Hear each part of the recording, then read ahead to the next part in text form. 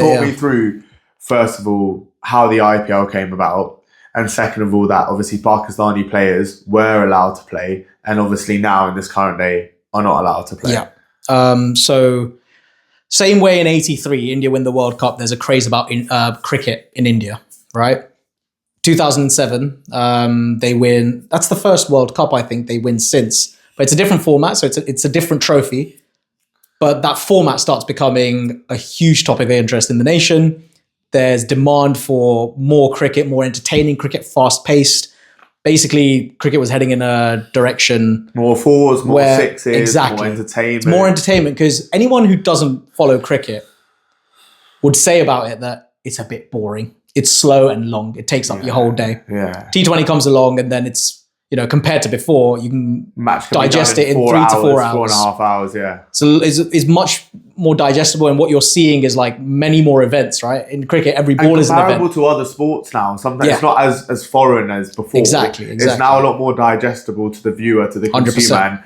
100%. And you can actually afford to sit 2-3 hours if you want to watch it, right? Like let's be honest, the amount of people that are going to sit for a whole test match is minimal. So you're 100%. Increasing your audience massively by making a shorter form of the game. And you're increasing it further by mixing players from all over the world into these look like all-star teams. Yeah. So instead of, in cricket traditionally, it's just like the international game is the most important. Really, I don't know if it is anymore. And this was the start of it, because these franchises were able to have squads of players which they can choose from, which is the same as international, but 7 domestic players and 4 international players. And that meant that Indians and Pakistanis were playing together. I think in that first series, I don't know if did Ganguly ever play in the IPL? If he did, he would have played for KKR. But Shoaib Akhtar would have played with him. KKR. But even if he wasn't with him, I know Ganguly's involved with KKR in general, because he's from that city. So the fact that even if that's not an example of a pair that played together who were formerly rivals, there were loads of rivals who are now sharing dressing rooms, and like the culture of world cricket's changing, all while everyone's making more money. The game of cricket's getting more views, and it kind of looks like nothing can really go wrong. Well, it's crazy. Everything's getting improved. If you think about it, we saw all the security concerns, and we've already mentioned it.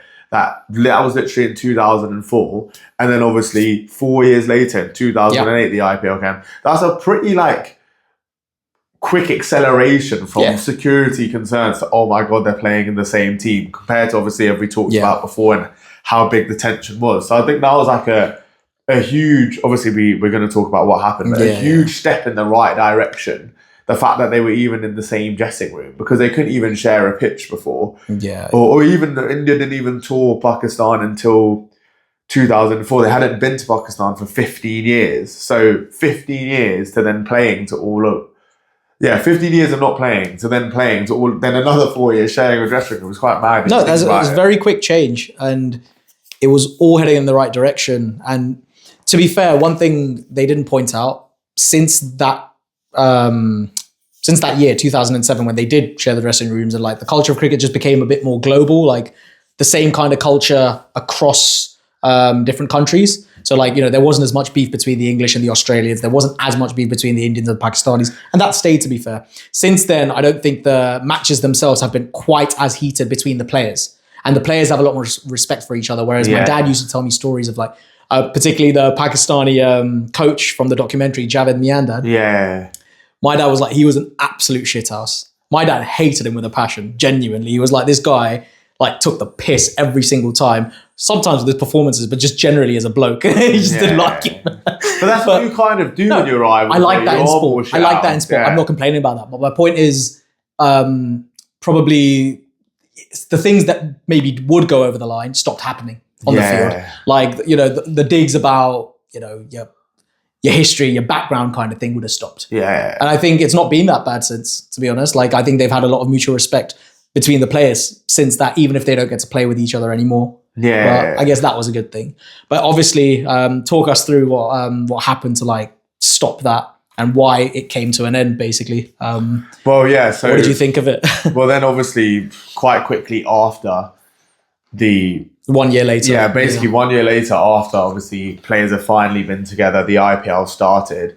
The Mumbai attacks came about, and that was obviously, caused. The terror attacks were caused by Pakistanis, and that was just a complete halt to any sort of Pakistani player playing in the IPL, because I don't know, someone high above in the IPL then obviously came out and said that Pakistanis will not be able to play in this league, and now, until this day, Pakistanis still can't play in the IPL. So just as there was a lot of movement forward and steps in the right direction to be a bit more cohesive and combined, that took it multiple steps back. And it obviously comes with some multiple terrorists with that mentality that they didn't want India and Pakistan to get along. Yeah. And this was a complete non-cricket related attack and any sort of meaning, this is just the beef between the two countries. This is exactly what you mean, is that cricket is the bridge to bringing two countries together, and it just takes one other thing.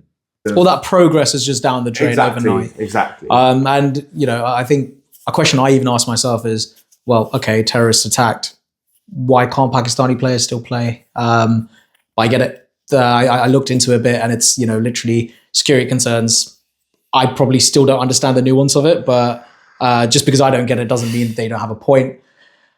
It is what it is. But it just meant touch and go, because even though if the players on either side don't have a problem with it, all it takes is one random lunatic from either side to then do something, and that's completely out of anyone's control, right? So you'd rather just avoid the fixture or the series in general to avoid all the outside rubbish that may may happen. Like, I did think though, like that approach lets the people who committed the attacks win. Do you know what I mean? Like, they achieved exactly what they wanted. In danger, bro. Like the charge, that's true. That's I know what you mean. As in, you let them stop what they probably wanted to. Yeah, they didn't want the relations to get better. They did what they did, and relations got worse since. Security. And India and Pakistan haven't played each other since, so they achieved what they wanted to, which But I get that. That's just me being an idealist. How they came in, and then obviously, the Taj Hotel was up in flames. Obviously, there was gunmen doing open fire in the streets. They made many movies about. Even Hollywood made movies about